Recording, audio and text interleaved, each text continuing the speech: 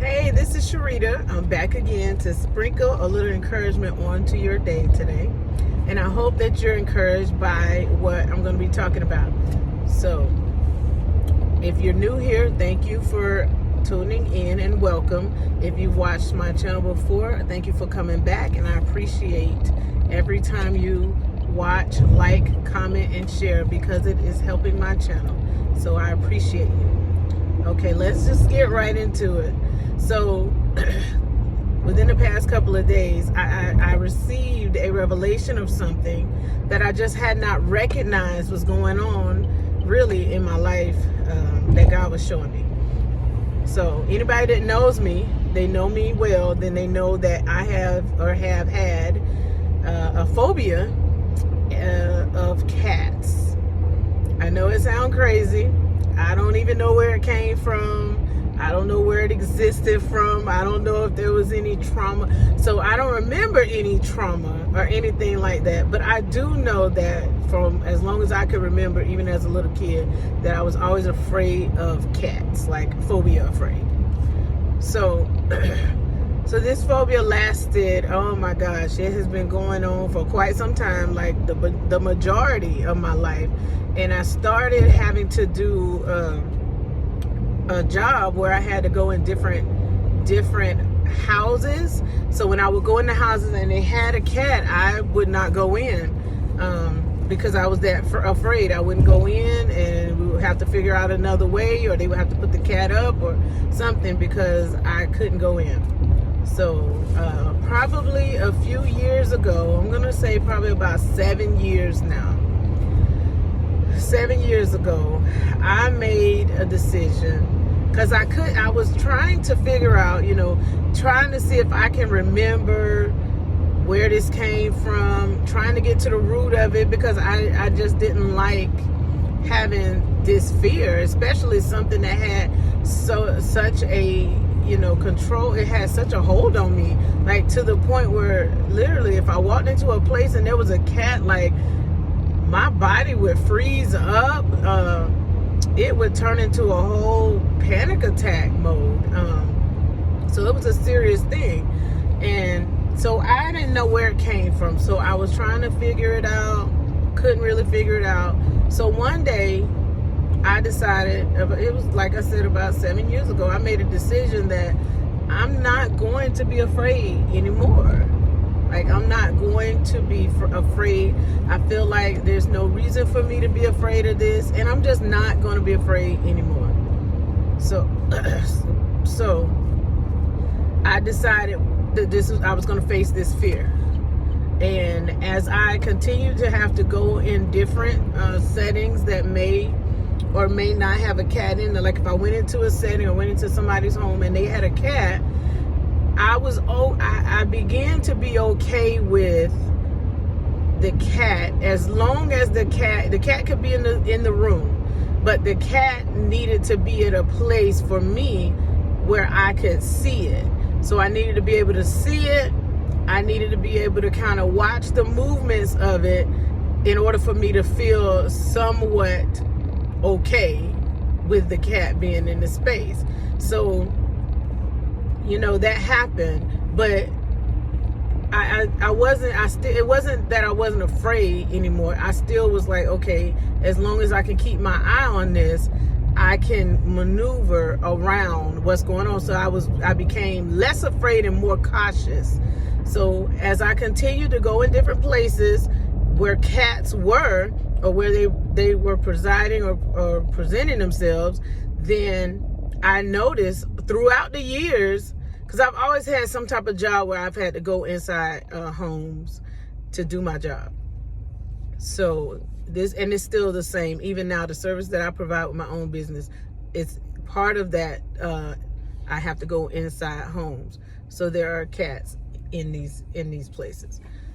So I noticed throughout the years that I was always watching where the cat was, but I noticed that the cats in different places, they would be closer and getting closer and closer to me. And I was okay as long as I was still able to watch their movement and watch where they were. And then if I seen them, look like they're coming too close, then I would start to get a little nervous and would adjust my position based on what I was seeing.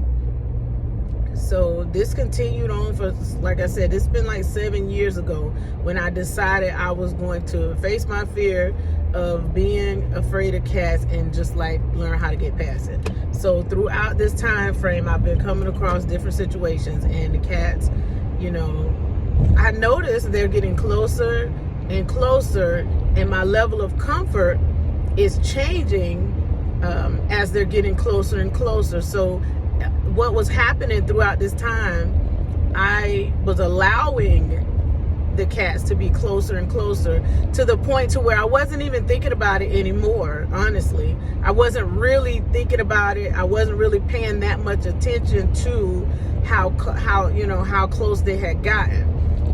So this has been going on. So then just a couple of days ago, I was at someone's house, and they have several cats. They have a lot of cats in their house. Most of the time, and I have been going to this house for about three to 4 years. So most of the time, the cats that these people have, they kind of mind their own business. Like, they would look at me, they would stay, somewhat of a distance, and they would kind of mind their own business. They just wasn't really thinking about me like that. So there's a newer cat in the situation now. So when I went over there, I didn't think anything different again, because I'm at a place now to where I'm aware that the cats are in the room, and I'm just kind of, being cautious, but yet not really focused on the cats, not really worried about what they're doing. So I wasn't really bothered. So this day, this newer cat that's entered into the room came to me. I was sitting down, and I was having a conversation with the person I came to see, and this particular cat came up to me. And it didn't just come up to me and stand there and look at me. This cat came up to me, came up beside me. Initially, it kind of licked my arm, which anybody that knows, if you have a phobia or something, there's no way you would have ever let it get that close to you to lick you. But it licked my arm, and it just kind of tickled, and I laughed, and I said, "Oh, that tickles." Then the same cat got closer to where it was snuggled right next to me, right up under me, and it was just sitting there.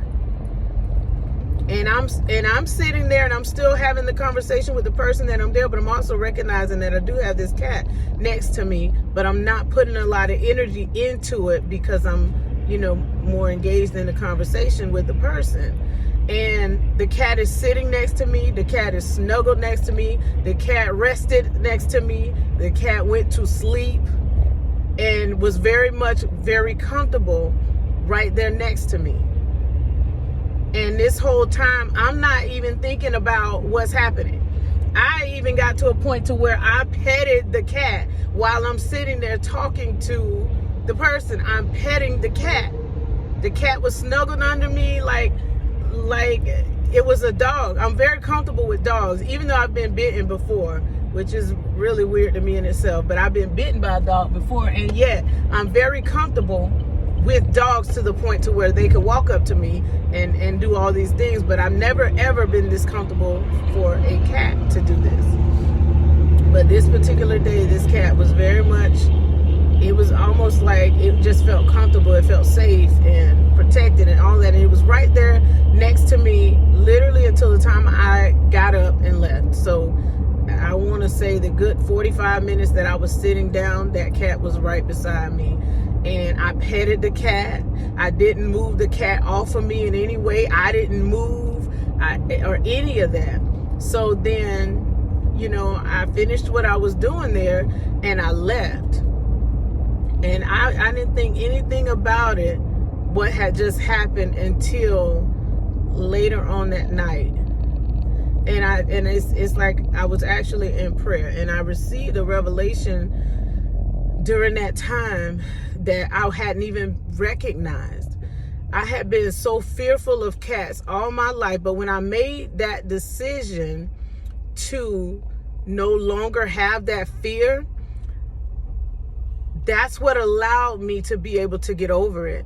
And over the years, I allowed the thing that I was so afraid of to come so close to me, to the point to where it is now it's now at a place where I was comfortable with the thing that I was once fearful of. I allowed the thing that I once feared to get comfortable and close to me, and I was at peace, and it was at peace. So it just let me know that I no longer had this fear. Like, I had truly conquered this fear that I had held on to my whole entire life, this phobia of cats. And it was just so many things that was coming out of, because I felt like, honestly, I know there's a lot of things that we can be fearful of, but this was a huge fear for me. I was more fearful of a cat than I was standing up in front of a crowd of people to talk. And, you know, a lot of people, that's their fear, stage fright. I was more afraid of cats than even people. I didn't even have stage fright. So for me to have this big fear and decide that I am now going to conquer this and face this fear, that was the turning point. That was the turning point for me.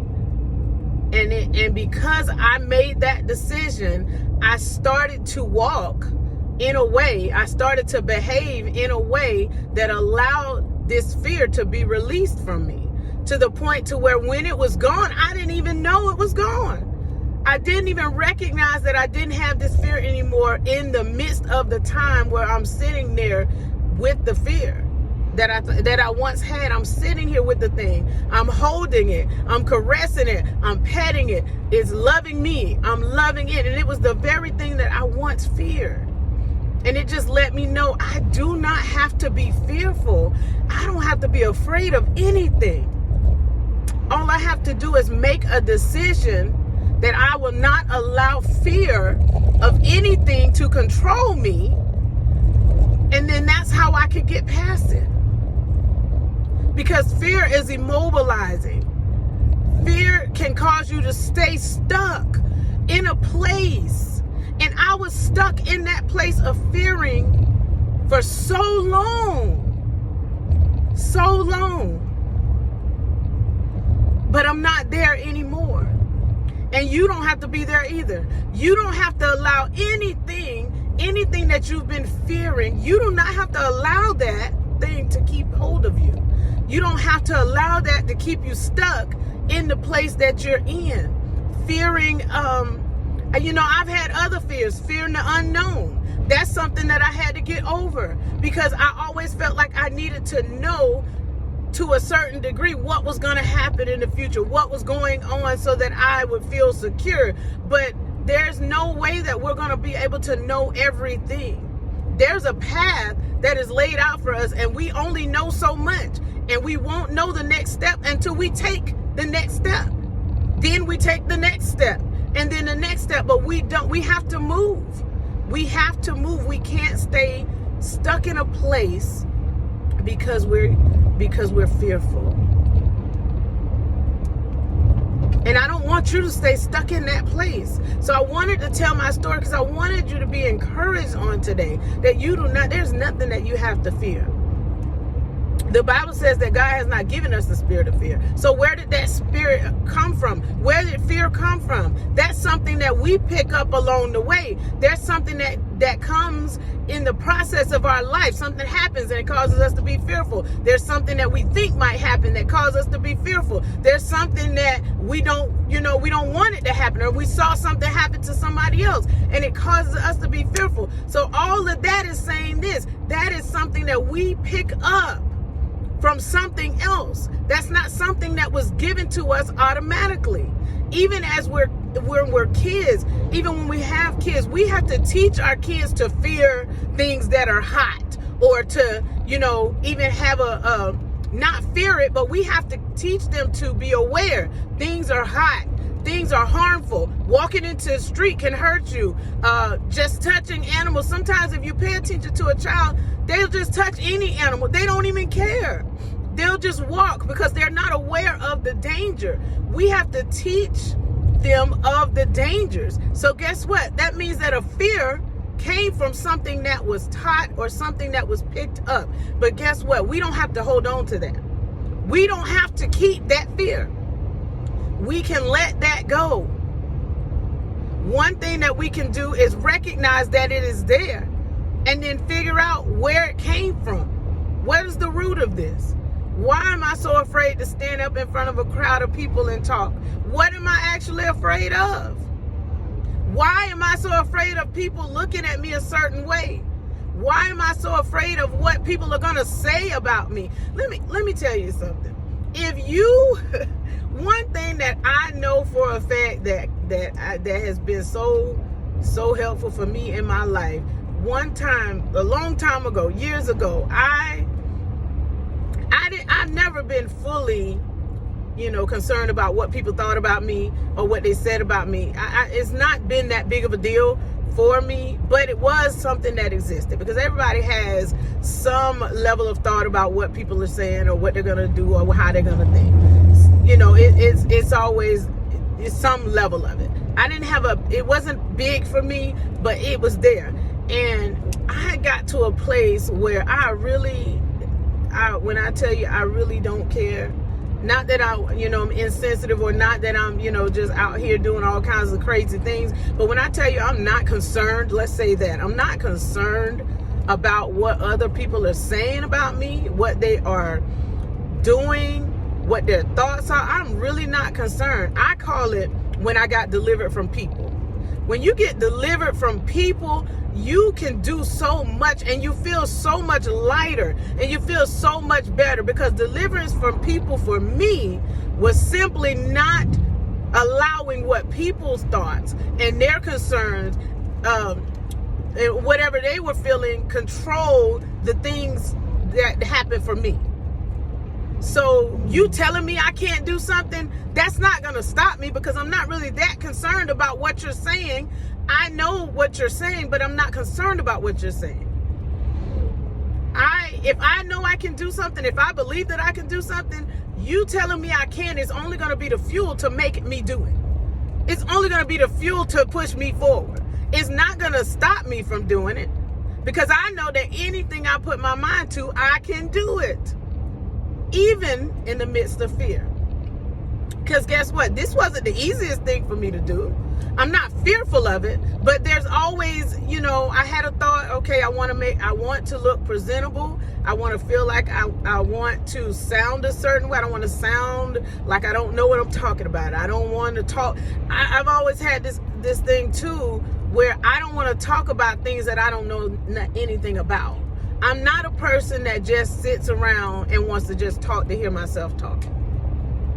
When I speak, I want my words to have meaning. When I speak, I want my words to be encouraging to somebody. When I speak, I want to know what I'm talking about. I don't want to be out here just aimlessly giving information or saying things that don't make sense, that don't matter, and don't encourage anybody and don't lift anybody up.